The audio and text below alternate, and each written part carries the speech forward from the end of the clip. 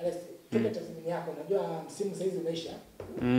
Hasa ni kama vile msimu umeisha kwamba hata hizi mechi mbili kama Yanga ataweza kucheza michezo yake maana hakuna kitakachobadilika kwake. Unahisi Azam walikuwa wamefeli wapi na wamefanikiwa kwa msimu huu? Yaani unajua kule kwetu kwa mila za kikwetu tunasema hauruhusiwi kumsema vibaya marehemu. Yaani marehemu akifariki wanatakiwa kufanya ni kumsifia tu.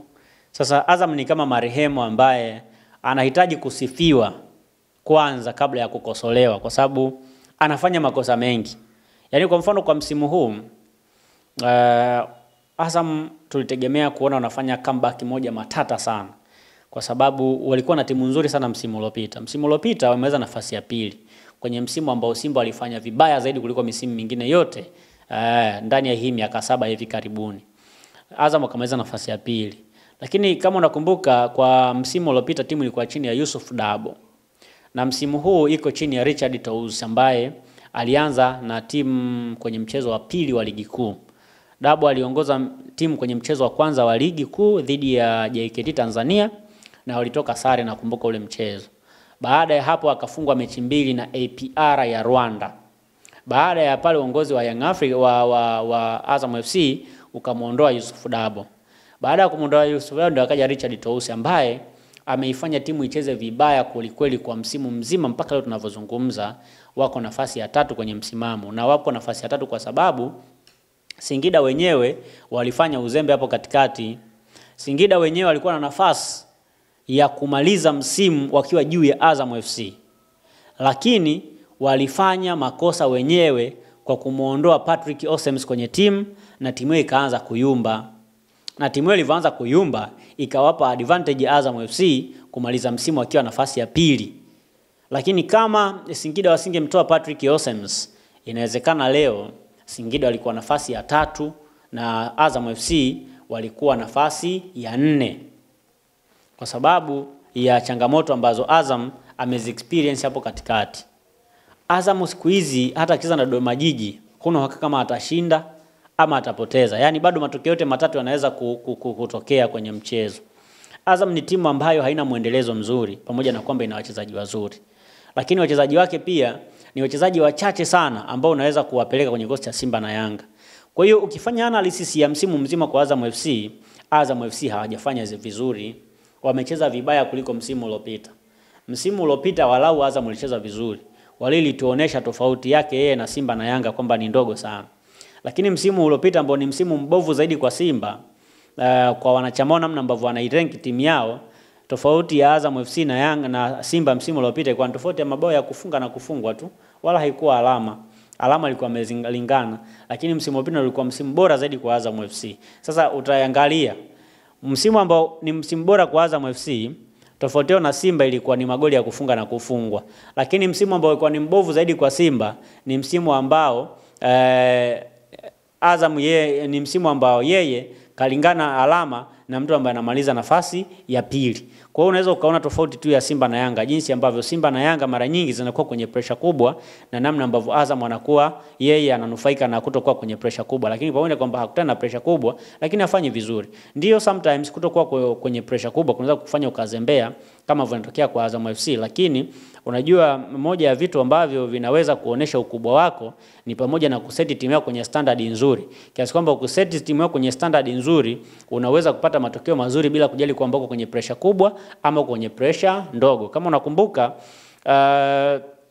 wakati Azam FC wanatoa taji la ligi kuu msimu 2013-14 hawakuwa na mashabiki wengi, lakini walishinda ubingwa. Ni kwa sababu walijipanga kwa ajili ya kwenda kushindana. Waliseti timu yao kwenye standard nzuri. This season hawajaseti timu yao kwenye standard nzuri na ndio maana hawajafanya vizuri. Kwa hiyo moja ya changamoto ambayo wanaiface Azam FC mpaka sasa ni kwa sababu wana wachezaji wengi ambao ni average wa madaraja ya kati, lakini hawana kocha mzuri ambaye ana uwezo wa kuiseti timu vizuri kimbinu na kiufundi. Lakini pia management ya Azam FC bado haijajua kitu gani ambacho wanakihitaji. Na ndio maana hata usajili wao unakuwa wa kuungaunga. Wameenda kuseta wachezaji kutoka sijui Colombia huko, sijui bara la Amerika ya kaskazini ya kusini huko. Lakini wachezaji ambao wako kwenye madaraja ya chini mno. na ndio maana wameshindwa kuwasaidia. Lakini ndani ya bara hili la Afrika kuna wachezaji wazuri na wameshindwa kuwasajili.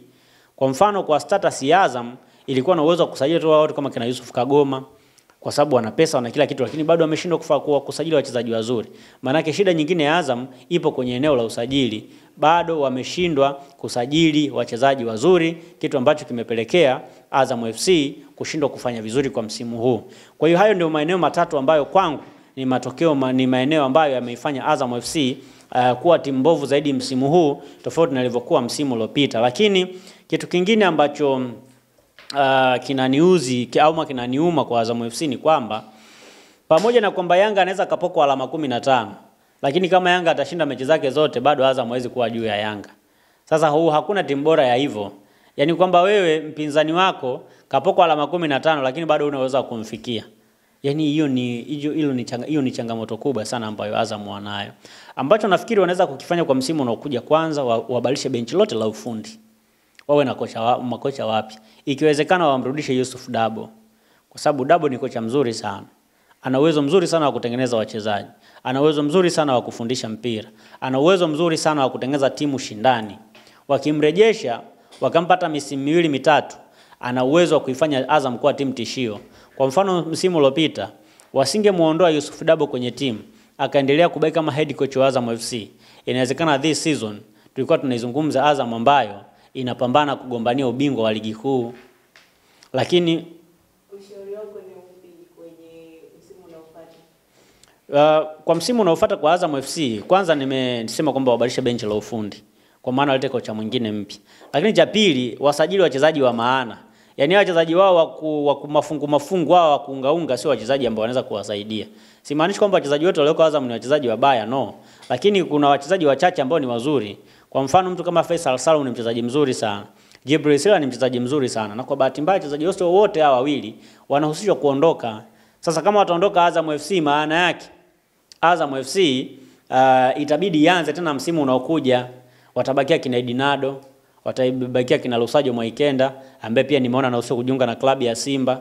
Watabakia hao kama kina wachezaji ambao kina Yaya Zaidi ambaye pia tangu nianze kumjua hakuna msimu ambao amekuwa kwenye kiwango bora sana. Bado ni mchezaji ambaye amekuwa na kiwango cha kupanda na kushuka. Edinado injuries za hapa na pale zimekuwa zikimsumbua mara nyingi. Kwa hiyo kwanza waboreshe kwenye eneo la usajili, wasajili wachezaji wazuri ambao ni wachezaji shindani, wachezaji ambao wana uwezo wa kuifanya Azam FC kuwa tishio mbele ya Simba na Yanga.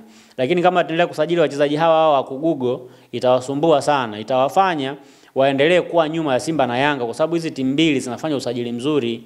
Imagine leo Simba inahusiwa kumchukua mtu kama Faisal Salum. Sasa akimpata mtu kama Fei inakuwaje? Maana yake tayari wameuza silaha kwenda kwa wapinzani. Angalia mafanikio ya Simba ambayo wameyapata kwa asilimia kubwa, wamesaidiwa na wachezaji kutoka Azam FC, Moshomari Kapombe, Aish Manula, John Boko, kina Saji Pascal Wawa, wote walipita Azam FC, Erasto Nyoni kipindi kile ambapo bado yuko Simba.